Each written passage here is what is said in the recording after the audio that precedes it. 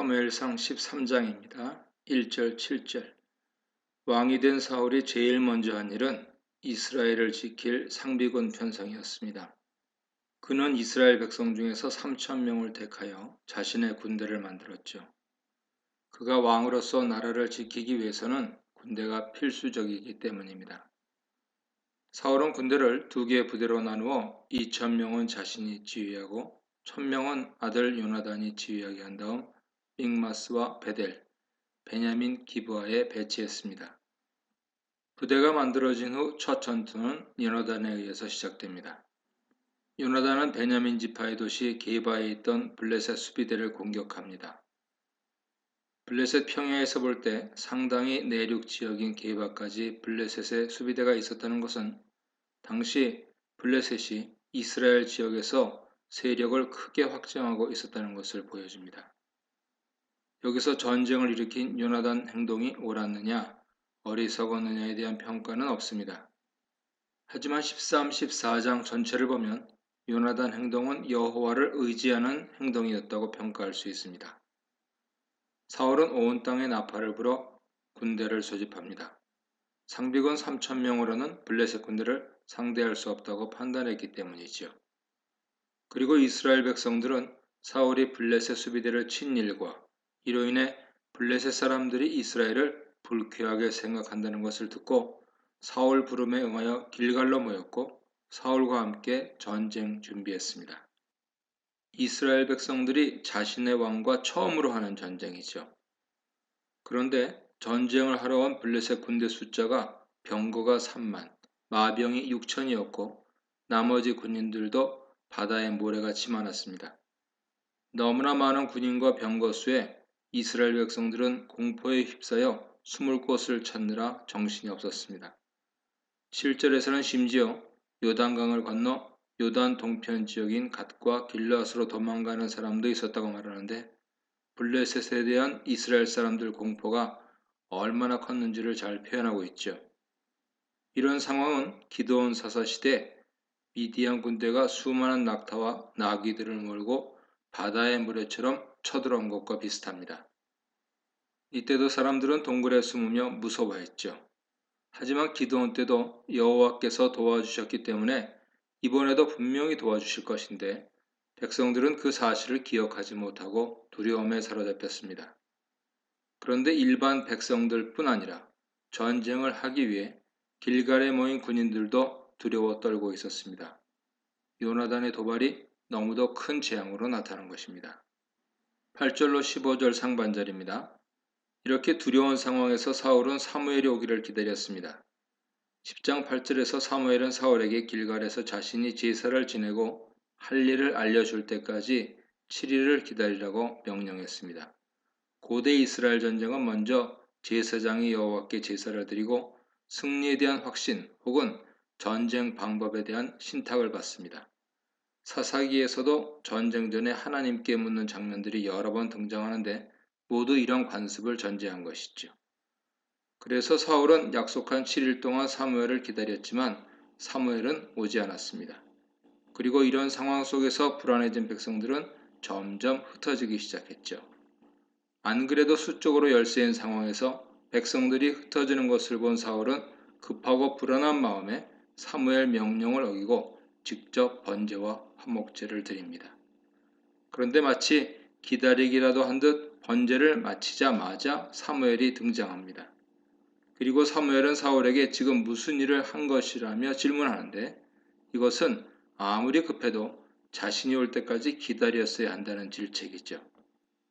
이에 대해 사울은 11, 12절에서 자신의 입장을 변화하기 위해 책임을 사무엘에게 전가합니다.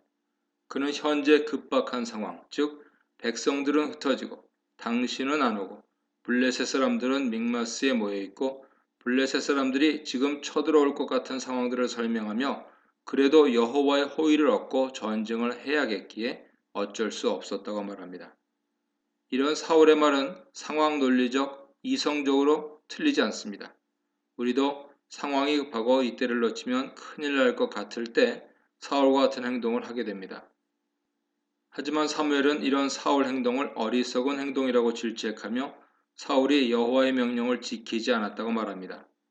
여기서 언급된 여호와 명령은 사무엘상 10장 8절과 연결된 것으로 10장 8절에서 사무엘이 한 말은 여호와의 명령이었음을 알 수 있죠. 10장과 13장 사이의 시간 간격이 얼마나 되는지는 알 수 없습니다. 그리고 왜 길갈에서 일주일을 기다려야 하는지도 알 수 없습니다. 본문이 명확하게 말하고 있지 않기 때문이죠. 하지만 사무엘이 사울을 질책하는 핵심은 여호와의 명령을 지키지 않았다는 것입니다. 그것도 사울에게 처음 내린 명령부터 어긴 것이죠. 백성들은 흩어지고 사무엘은 안 오는 등 상황이 아무리 급박해도 아무리 안 좋더라도 하나님의 대리자로 세움을 받은 왕은 하나님의 명령을 지켜야 하는 것이죠. 전쟁은 여호와의 손에 있고 이스라엘 백성은 하나님께서 지켜주시며 왕은 여호와의 명령을 수행하는 대리자일 뿐이기 때문입니다. 그러므로 아무리 위협적인 상황이라도 하나님은 지켜보고 계시고 블레셋이 쳐들어오지 못하게 막고 계시며 백성이 모두 흩어진다 해도 전쟁은 사람 수의 많고 적음에 있지 않기에 군대 규모가 작더라도 얼마든지 여호와의 권능으로 블레셋을 이길 수 있는 것입니다. 하지만 사울은 자신의 눈을 하나님께 두지 못하고 흩어지는 백성들과 무수히 많은 블레셋 군대만을 보았기에 어리석은 행동을 하게 된 것입니다. 사무엘이 사울에게 하나님 명령을 어긴 것에 대한 하나님 판결을 전달하는데 왕의 나라가 길지 못할 것이라고 합니다. 그리고 그를 대신할 새로운 인물을 구하여 왕으로 세울 것임을 선언합니다. 하나님께서 사울을 왕으로 세우실 때는 그에게 영원한 왕조를 주실 계획이었습니다. 사울이 만약 어떤 상황 속에서도 여호와 명령에 순종했다면 다윗 왕조는 등장하지 못하고 사울 왕조로 이어졌을 것입니다. 하지만 그는 하나님 시험에 통과하지 못했고 그 왕조는 세워지지 못하게 되었습니다. 이를 통해 이스라엘 왕은 여전히 여호와시라는 것을 분명히 보여주십니다. 15절 하반절로 18절입니다. 사무엘이 떠난 후 사울 곁에 남은 군인 수는 600이었습니다. 원래 상비군 숫자는 3,000명인데 5분의 1로 줄어들었죠. 블레셋의 엄청난 군사력을 보고 두려워 도망간 것입니다. 사울이 백성들이 흩어지는 것을 걱정하는 것은 상황적으로 보면 이해가 안 되는 것도 아닙니다. 하지만 본문은 하나님의 명령은 지켜야만 한다고 말합니다. 그것이 신앙이기 때문이죠. 사울과 요나단은 일단 적은 인원수로 베냐민 게바에 진을 쳤습니다.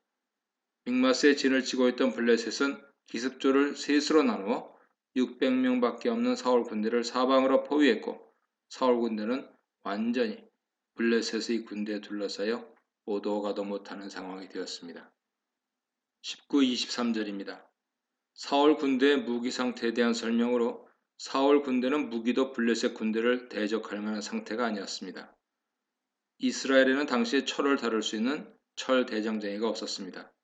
블레셋은 철기 문명을 누리고 있었지만 이스라엘에게 그 기술을 전수해 주지 않았죠.